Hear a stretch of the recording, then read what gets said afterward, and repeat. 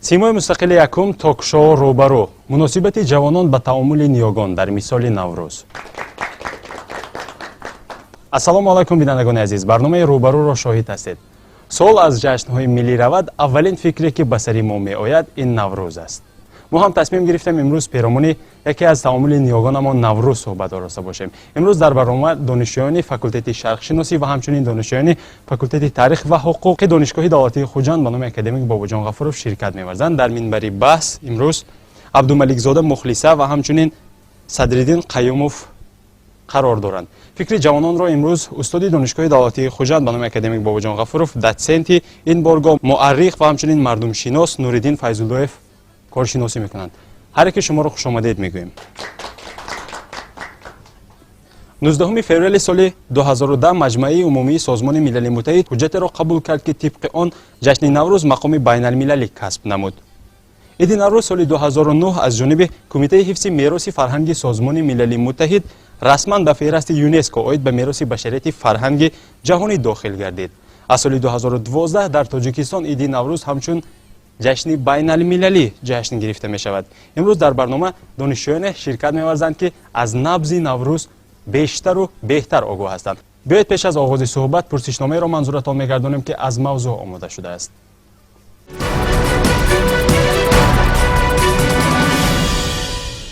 این سال نو در اصل گرید این جشن نیاگان ما نیست، نه که باید ما هرچی خوبتر بهتر و در درجه بلند با عید نوروز پیشواز گرفتم، یعنی تیاری بینیم. مثلا خود شما چگونه تیاری می‌کنید؟ تیار می‌بینم در آن وقت که در همین نزد حولی خود اهل نبیرگان ایبیرگان همه خویشتوانان رو دعوت کرده، با همونها هم صحبت کردم. بود هوا نقد باید با سیر گشت صحرا و دله با نزد کشتزارا رفته، با دهقانا آمین گفته. حول و بادا کردی بچه‌ها کردی نقد میگذارونیم. سال نو بهتر جشن بگیرید یا اینکه نوروز؟ حدش هم خیلی کن و این خیلی قدیم ایام ماندگی این سال نو و هم ماندگی هم خلق میگیریم ده. سالی نو هم نقصه، چون که این مایمی خودمون میشه. یعنی سالی نو نه، یعنی مسلمانی خودمون. هم میشه پیشگی تیاری دیده، مهمانی رفته، مهمانوی تکلیف کرده. اومدی نوروز به پیش از همه تاجیکان خانه ها رو آرام میدهند، تازه و آزاده نگاه میدارند. گندم می سبزانند، طعام های ملی و تیاری میبینند. باز لباس های ملی چکن میدوزانیم یا ادرس میدوزانیم.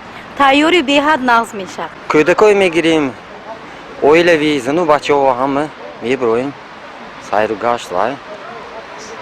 ما خوش خورسنده میکنیم البته.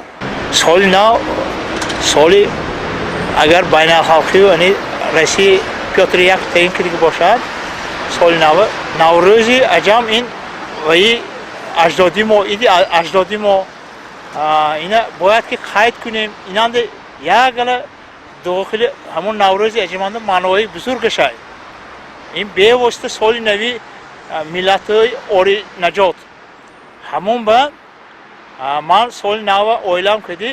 سال نوروز روزی نوروز خودش نوروز و روزی نو برای آنکه فصل عوض میشد، زمستان تابستان میبیاد. بنابراین هم همه البته تیاری میبینیم، قید میکنیم. من همون اشتراکی با فرزندا سیر و گشت میبریم اویل کردی.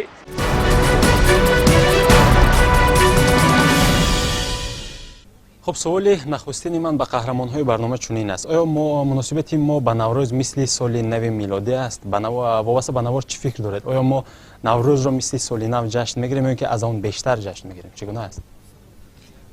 نوروز را به فکر من از سال نو دیده بیشتر با خوبتر جشن میگیریم، زیرا که نوروز این عید اجدادی ما است که تاریخ زیاده از 3000 ساله داره یا اینکه 5000 ساله دارد. میگن مثلا اگر سال نو را ما با اهل اویله در خانه اگر جشن گیریم، نوروز را باشد با نه گفته میشد نه با اهل نه هم محله های خود، نه با محله در ناحیه یا که در ولایت با طور عمومی جشن میگیریم.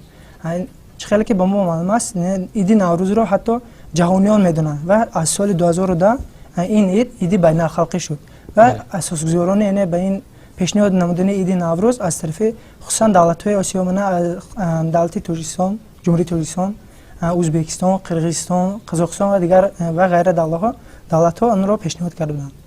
بله. خب مثلا خود شما چگونه در اویله مثلا اویله شما چگونه جشن میگیرند نوروز را؟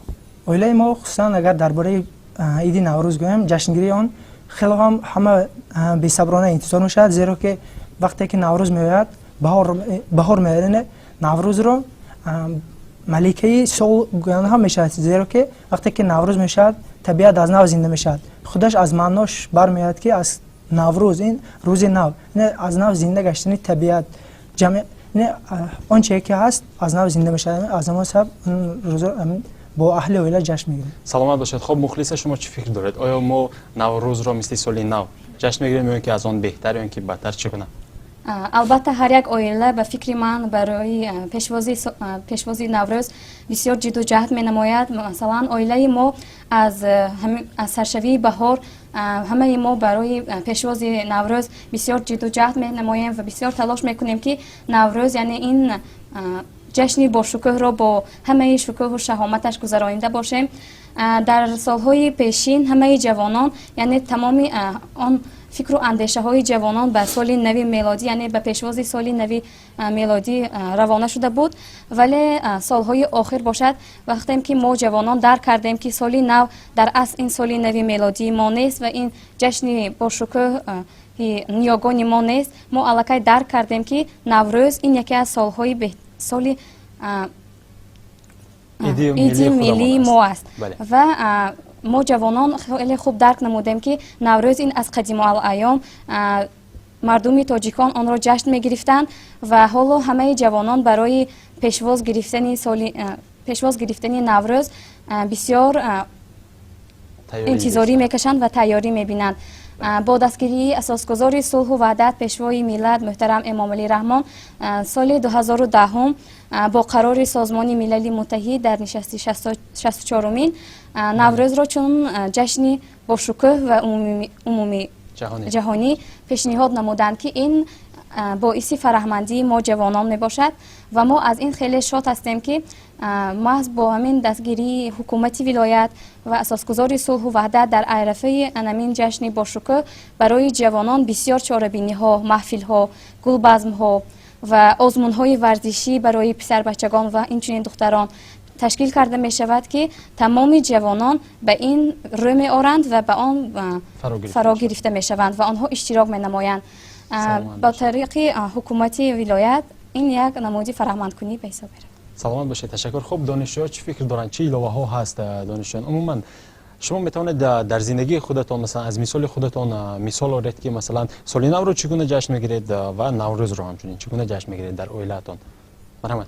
اصلا در اویله ما سال نو رو اگر مشاهده کنیم اینقدر به نهایت به درجه بلند جشن گرفته نمی شود. الکی فیض و شکوه سال نو نمانده است. قریب اگر مشاهده کنیم در تمام اویله ها فیض سال نو نمانده است. برعکس به جای آن نوروز که عید جهانی شد سال 2010 با تشبث اساسگزار صلح و وحدت ملی امام علی رحمان نوروز که جهانی شد از همین سبب به نهایت نوروز که تاریخ 2500 ساله خود را دارد از همین سبب نوروز را در تمام اهل خاندان تاجیک نه بلکه تاجیک بلکه در خطا نکنم اگر 13 دولت دنیا جشن گرفته انمی روز نوروز را روز استراحت اعلان کردند. یکی از آنها تاجیکستان به حساب می رود.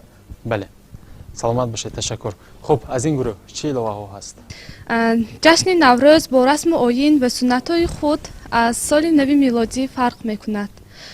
به مانند جشن نوروز دارای سنت های خیلی زیاد می باشد و ما تاجیکان از آن خیلی فخر می کنیم.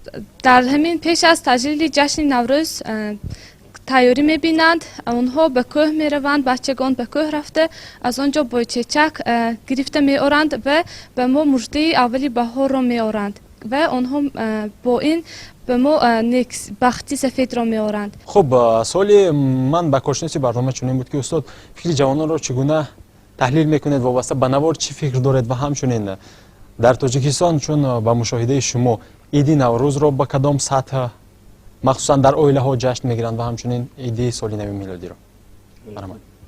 جوانان امروز من دیده ایستادم که خیلی فعالند لیکن بعضا می شود که همون از سبب آن که تاریخی همه ایدها را ما باید آموزیم، جشن ها را تجلیل آن را باید آموزیم.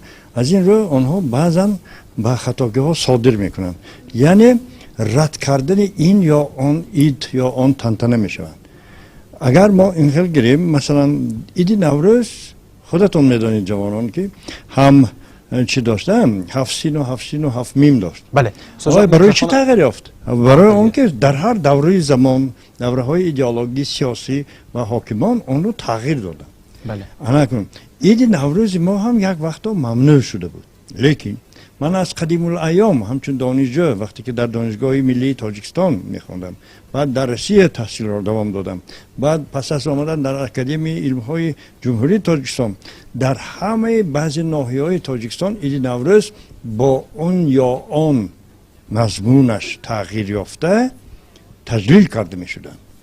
مثلا در جنوب و مرکز تاجیکستان خلق در اینجا این دانشجو گفتن به طور عمومی به دالان ها میبرند، به کوهساران میبرند، به دامان کوه ها. برای چی؟ میسه نو میبراید. همه اینجا شما قطع کرده دادتون. ولی یگان ایده که پوره یک خیل مانده است یگان دوره، همین سال نوی میلادی هم نوروزی ما هم از همون دوره که پیدا شده است، از روزی که کشاورزی همچون ساحه مستقلی کار پیدا شد، یعنی کشاورزی دهقانی از همون روز نوروز پیدا شد گفتنم ممکن است. لیکن مضمونا چون انا تقویم بر داخل شدنش از روی همون کارهای اونها. برای همون من امروز گمان دارم که نوروز باید نه اینکه از طرف من فرموده شود، از طرف دیگری فرموده شود. نوروز این محصولی مهنتی سالانه شما، از این رو در دسترخوان نوروزی شما 7 سین و 7 شین و مشغل گم شده است. من از بچه ها که دیدم و میخواهم که این چیزها برقرار از طرف شما شود، نه اونی که من همچون آموزگار، نه اون که من امروز در اینجا فکر و گفته ایستادم اون معمول و قبول و حتمی و فرمانی باشد. نوروز این عید است، این رد کننده اون چیزی که شما گذشته است. نوروز این فلسفه خود را دارد و صنعت خود را دارد و رمزهای خود را دارد و مضمونا خواجگی داری که ما به چی مشغول هستیم است. نوروز به عموم همه ایتها این مسابقه نیست، این جای یکم میگیرید دویم میگیرید، این نیست. نوروز این خرسنده است، جشن است. از این رو شما محصول مهنت خود را برآورده بید. پهلوان ها گوشتین میگیرن، سر بچه ها گویی چی لالک بازی میکنن، عاشق بازی میکنن، چیلک بازی میکنن و غیره ها کذا. دخترها باشن شعر میخونن، خود را آرام میدن. بله. و از همه عذابیش که این نوروز که هست، حتی دو نفری که با هم ناگپی بودن همون روز با ساز می آیند گپ می‌آیند. یک هفته پیش از است همون عید صدر دیروز گذراندیم، دیدید ما آتش افروختیم از بالای آتش جاییدیم. لیکن اون رو به نوروز نزدیک کرده. یک هفته پیش از عید نوروز هم چهارشنبه سوری، چهارشنبه آخرین یا الاپرک گفتم، از بالای آتش میپریدن و میگفتن سرخی تو از من زردی و سرخی تو برای من زردی من برای تو گفته. یعنی یک زمستانی دراز که این ببینید دهقانا تیاری به جفتگاه برآوردن، دانه ها رو میدیدن. سلامت باشید استاد، تشکر زیاد. اینجا استاد از تعامل نیاگان، اینجا از تاریخ نوروز، اینجا از سنت های نوروز حرف زدید. خب سوال دیگری من به قهرمان های برنامه چنین بود که آیا امروز جوانان تا کجا نوروز را میشناسند و به آن ارج میگذارند از نگاه شما؟ مرحمت. حالا جوانان الکی درک کردند که نوروز این یکی از جشن‌های باشکوه قدیمی ما به حساب می رود و حالا تمام جوانان به همین ایدی باشکوه روی آوردند و یکی از هوسمندکنی جوانان به نوروز این خیلی که در بالا قید کردم، این تشکیل آزمون ها و چاره‌بینی ها می باشد که به واسطه ما جوانان به همه این چاره‌بینی ها جلب کرده می شویم و از طرف حکومت و ولایت جمهوریمان با تحفه ها یا اینکه با دیگر تحفه ها یا اینکه افتخارنامه ها سرفراز گردانده می شویم که این هم یک نمودی سرفراز کنی یا اینکه هوسمند کنی ما جوانان می باشد و البته ما جوانان کوشش میکنیم که این جشن با شکوه را تا آخر ادامه دهیم چون که اساسگذار صلح و وحدتمان میگویند که جوانان آینده ساز کشوری عزیزمان هستند و ما جوانان کوشش می نماییم که این اید را به آیندگان رسانیم و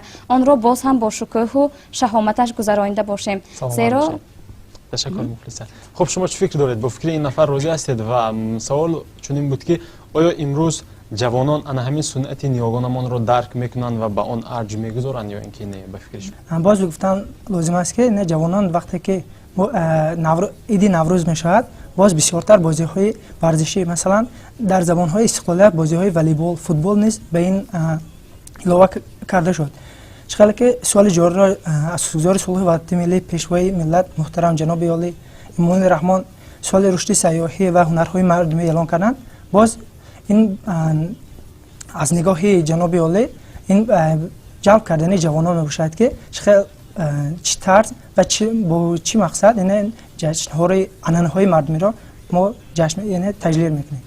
سلامت باشید. خب دخترها جوانان چی علاوه ها وقتی که جوانان از فرهنگ بیگانگان استفاده میبرند از همین سبب خیلی دور شده ایستادند. نوروز اگر به مسئله نوروز آییم نوروز نه به امر عید نوروز نه به امر یک کس یا به فرمان شاه گذرانده نمیشود بلکه به امر وجدان شخص گذرانده میشود که مثلا گیریم این نوروز خود شغل دوست داشته هر یک جوان شده میتواند برای آنکه وقتی که بوی چچک میبراید بچه ها همه همون گلی مژده بهاره که به خانه چاز زده همون مژده بهار رو میرساند البته این یکی از خوشبختترین شخص رو استفاده برده میشود. سلامت باشید. تشکر زیاد. به فکر من همه جوانان یعنی تجلیل جشن نوروز را میدانند و آنها درک میکنند و به سنت های عید نوروز سهم میگذارند و از آن افتخار میکنند زیرا از آوان کودکی پدر و مادر ما به ما از تجلیل جشن نوروز نقل ها میکردند و البته ما از خردی این جشن را با همراه عائله‌مان این عید را با همراه عائله‌مان جشن میگیریم. در محله ها باشد سومنک میپزند و این هم باعث افتخار است و نیاگان گذشتگان ما به ما نقل ها میکردند که یعنی از این جشنگیری عید نوروز به ما نقل میکردند. غیر از این همه کودکان از آوان خردی خرسندی میکنند و تجلیل جشن نوروز را انتظار میشوند. سلامت باشید. استاد اینجا جوانان یک جانب گفتند که مثلا جوانان ما اینجا میشناسند به پورگی درک میکنند یک جانب گفتند که نه همه جوانان مثلا همین تعامل نیاگان را به معنای تامش درک کرده شناخته با آن ارج میگذارند. فکر شما چگونه است استاد؟ چگونه تحلیل می‌نمایید؟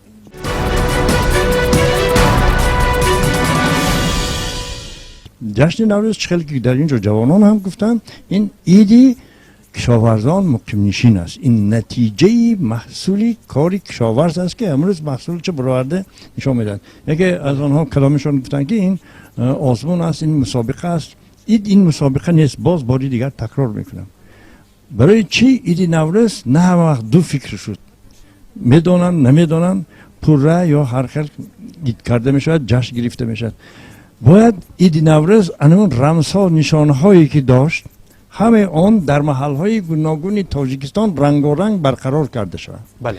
در یک جای سوملک، در یک جای لالک بازی، نه در همه جای لالک بازی کرده بشه یا چلک بازی کرده بشه. چوگان بازی میشه. البته یا چوگان بازی کرده میشه یا شیرگویی.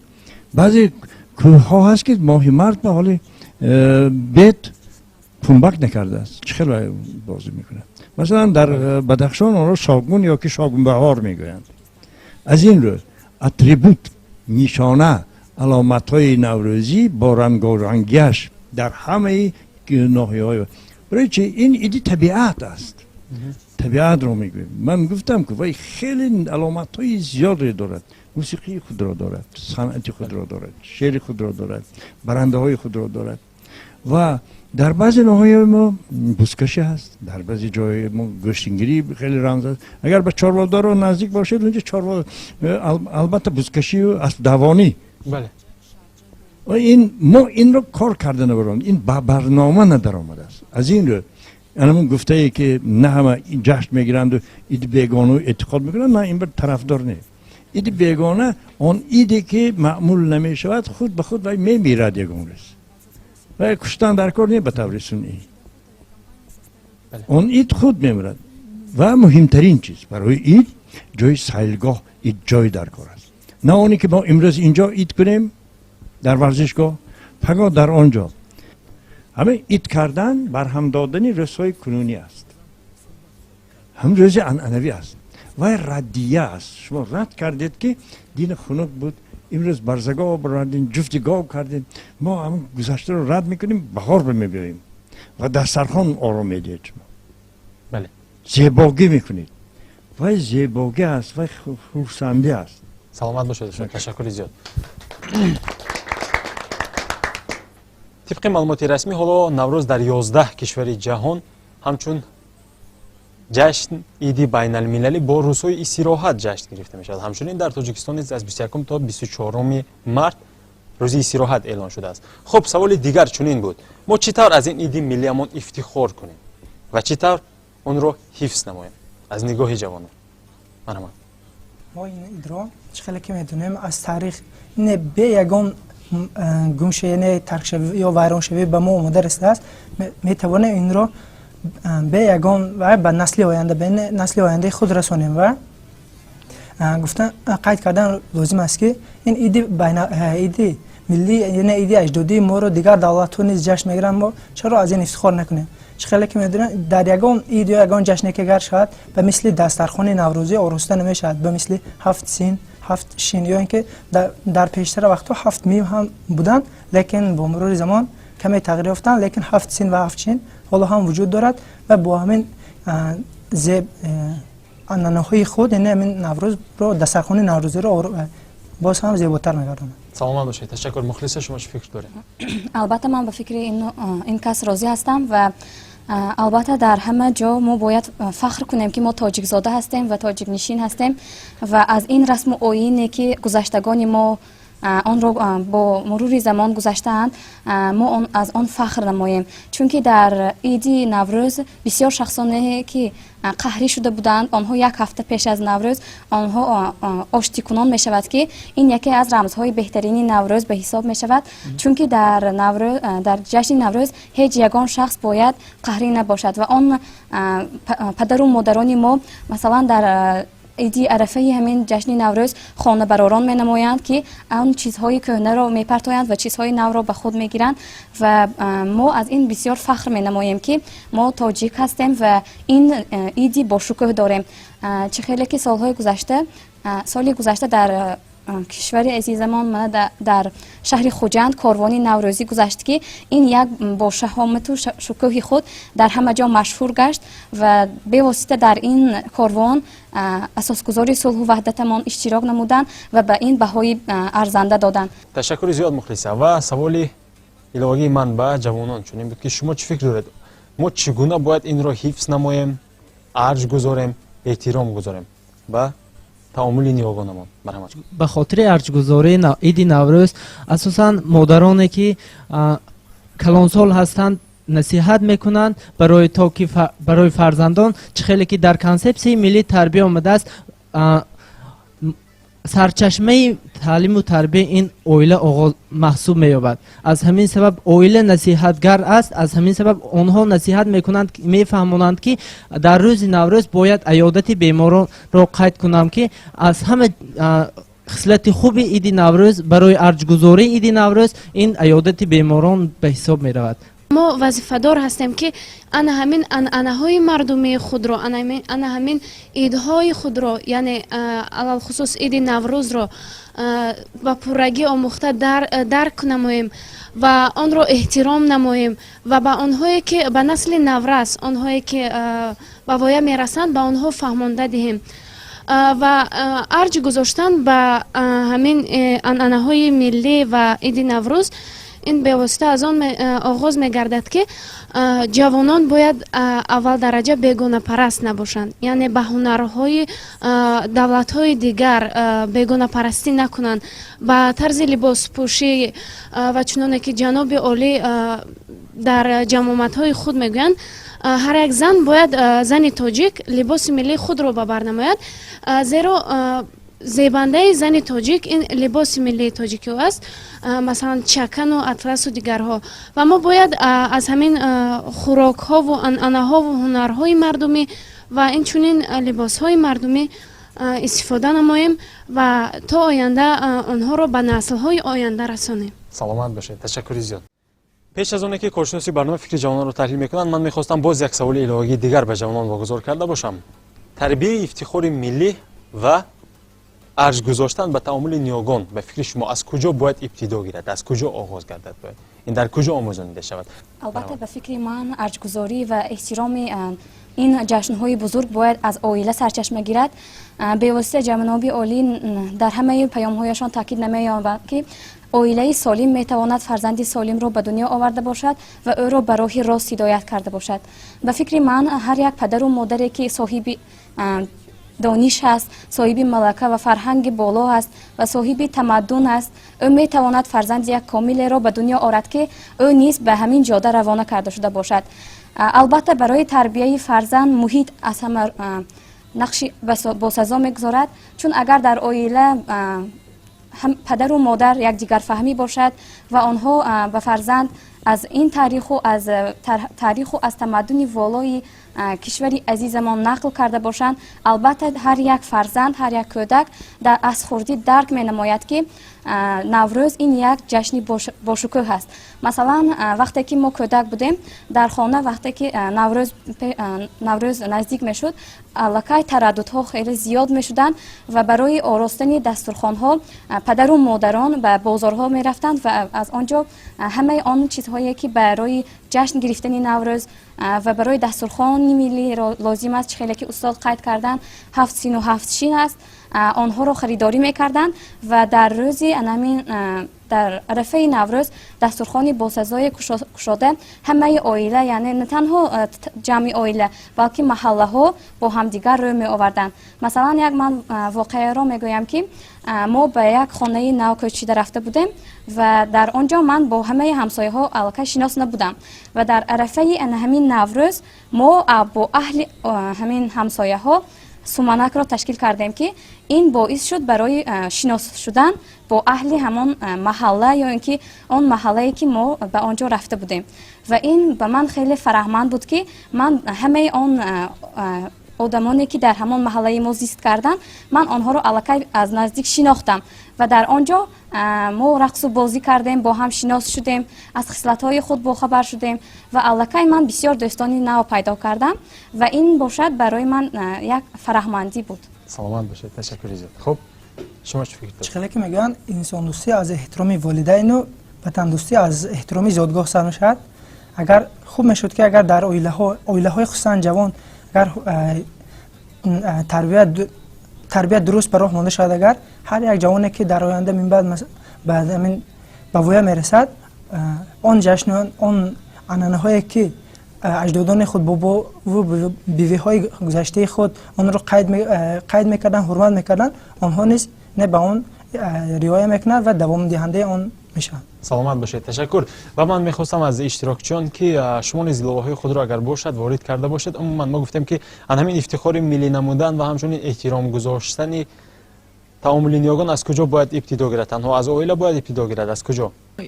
ин чиз аз оила оғоз мешавад. гуфта гузаштанд мо метавонем ки ин чизро эҳё кунем, ҳамун ихтибос биёрем, яъне 7 син و 7 шин гуфтанд. ин чизҳо ҳоло ба пуррагӣ ба амал бурда намешавад. барои ҳамун мо эҳё кунем, гуфта метавонем. саломат бошед. ташаккури зиёд. чӣ хеле ки онҳо гуфтанд, тарбия аз оила сар мешавад. ҳар як падару модаре ки фарзанди худро, кӯдаки худро тарбия мекунад, аз расму русумҳои ниёгони хеш фаҳмонда медиҳад. масалан худи ман вақте ки калимаи наврӯзро мешунавам, ҷамъи он гулдухтароне ки бар либоси атласро ба бар карданд ё ин ки мӯйҳои худро майдабофӣ карданд, пеши назар меояд. و من خود شاهد هستم و در خردسالیم یعنی در خردسالیم دیده بودم که این عید را چه خیلی جشن میگیرند، چگونه لباس میپوشند و چگونه بازی های گوناگونی ملی را میبازند. بله. خبر دارم، یعنی شاهد هستم. چنانه که همگان میدانند با کنستیتوسیای جمهوری تاجیکستان قانون دیگر وارد گشته بود، مسئولیت پدر و مادر در تعلیم و تربیت فرزند. پس حالا باشد هر یک پدر و مادر عهده‌دار است که فرزند خود را نقص تربیت نماید و سال تا سال این وظیفه بیشتر ترقی می‌یابد و پدر و مادران ما اصلا در ایام خردسالی از آوان طفلی از همان گهواره در قلب فرزندان خود تخم عشق و امید میکارند و با آبیاری از چشمه اظهار و مهر و محبت عمر در انتظار شکفتن گلهای آن به سر میبرند و آن همین را قطع کردن و مورد است که نه تنها تعلیم و تربیت بلکه افتخار از انعنه‌های نیاگان، از انعنه‌های ملی و خودشناس و خودآگاه بودن نیز از همان ایام خردی آغاز می شود، یعنی از عائله. تشکر زیاد. استاد فکر جوانان رو شما چگونه تحلیل میکنید؟ اینجا دو مسئله گذاری شد. ما گفتیم که چگونه ارج گذاریم، چگونه افتخار کنیم و همچنین گفتیم که انا همین افتخار کردن و ارج گذاشتن و احترام کردن از کجا باید ابتدا گیرد؟ در کجا باید آموزانیده شود؟ فکرهایی که در اینجا جوانان گفتن اکثرا عائله گفتن. بله. میدونید محرک همون موتور یا که گویم مکانیزمی اما از یک نسل به نسل گذرانیدنی انعنه رسم و این از کلان سال میشود. من باید یا نشان دهم یا باید نقل کنم. همین در مردم شناسی همین خیلی میگن، در علمش همین شده است. لیکن یک وقتا شد که ما از همین انعنه های خود دور شدیم. دیمک از این میبراد از روی گفته اینجا جوانا که اون نسلایی که از این انعنه های خود جشنهای خود دور شدن، آنها جشنهای خود را نمیدانند. این همین طور شد. امروز متخصصان این انعنه ها را برقرار کردن. وظیفه امروزی جوانان از چی عبارت است؟ اما اون چیزهایی که در اینجا گفتن، آتش پری و علاوه پری و یا که گویم بازی های یا که گویم سملک و این چیزها رو گفتن، باید ریشه آن را اونها جوانان خودشون جویند که به نسل دیگری جوانتر اینها گفته ده. اینها دانشجوهای کرسی حکم نیستن، برای من فکر خود را خیلی خیلی مشخصتر در اینجا فکر رانده توانستن. من میخواهم که مثلا میگویند که همین سملک است. سملک ماهیتا برای چی میپزن؟ اینو گفته تونم. هفت سین را ماهیتا برای چی میگذارن؟ ما در انعنه تاجیکا یا که مردمی کشاورز گوییم و اگر این خیلی تاجیکا گویم نمیشه چون که روی دسترخوان نوروزی مردمی کشاورز هم دسترخوان نوروزی دارد. قزاق، قرقیزها، آذربایجانی ها. اینو ببینید این اکنون بین الملل شده است. ما باید از این افتخار کنیم و توانیم. اما نشانه هاش، رمزهای نوروزی را باید خاصتا جوان ها امروز کار کرده برای نشان داده توانند. اگر این را ما نتونیم، ما گفته نمیتونیم که آش پلو از آن ما است، لیکن ایدی برنج نداریم. ایدی برنج را دیگر ملت ها میکنن. در خطای بینید، در تایلند بینید، ایدی برنج اساس برنج کو. وطنی برنج خطای نیست، 400 نمودی برنج را کشف کرده است. وطنی برنج اندونزیا، وطنی برنج ژاپن، وطنی برنج هندوستان است. 3 دولت. لیکن رواج در خطای شد، آش پلو در وادی فرغانه برجسته شد. انا برای من آش پلو تاجیک است، چون که زمینی اینجا خیلی حاصلخیز و در ادبیات های etnografی قید کرده شده است که یکی از گوهرک های کشاورزی قدیم انسانیت در کره زمین وادی فرغانه است. من میخواستم که این چیز ریشه‌اش را شما کنید. برای من رمزهای نوروزی را، علامت‌های نوروزی را، نشانه نوروزی را، برای چی در روز نوروز حتما یک لباس نو پوشیدن در کار، آهری پوشیدن در کار، اینو باید ما شرط داده تا. و جوانان تشکر میگویم. سلامت باشید. تشکر زیاد است. سلامت باشید. اینجا از لباس نو صحبت کردیم. واقعا هم در نوروز مردم به طبیعت میبرند.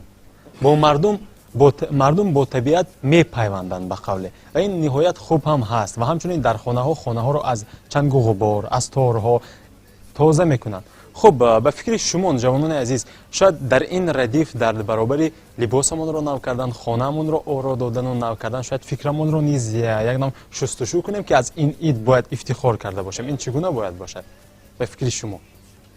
چون شما گفتید شستشو کنیم، در به فکرم زد که ما باید همه آن کارهای بده که مثلا در گرد و اطرافی ما شده است آنها رو فراموش کنیم و از نو آن دوستانی که ما با آنها قهری کرده بودیم، آن گناهی که مثلا آنها به ما یگان صادر کرده بودند و یا اینکه ما به آنها یگان گپی قبیح یا اینکه گپهای قبیح رو گفته باشیم، آنها رو از دل شوییم و فراموش کنیم که این چیز نبود و ما باید از نو از او بخشش پرسیم و در عرفه عید نوروز ما باید از آنها بخشش پرسیده باز دوستی خود را ادامه دهیم و از دیدی نو، از شنیدی نو کار و بارو زندگی خود را پیش بریم. سلامت باشید. تشکر. جوانان چه ایده ها هست؟ در برابر تازه نمودن خانه از چنگ و غبارها و تازه نمودن خانه ها ما باید سراول فکر و افکار خود را تازه نماییم و این چونین ما رو می باید که قلب خود را تازه نماییم و از دل نفرت و کینه را دور نماییم، زیرا نوروز این خود یک عید است که به همایی دوستان است و کینه و نفرت را از بین می برد و میگویند که درخت دوستی بنشان که کام دل ببار آرد، نهال دشمنی برکن که رنج بیشمار آرد.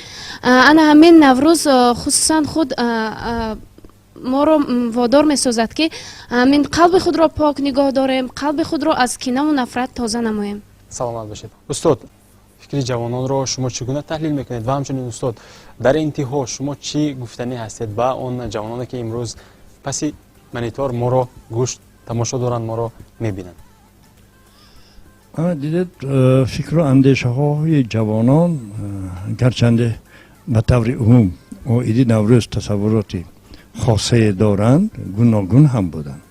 از این رو ما گفته میتوانیم که نوروز این ظهورات است، نوروز این حارقه است، حارقه ای که فلسفه نوروز رو تا آخر ما حالا پوره درک کرده نتوانسته ایم.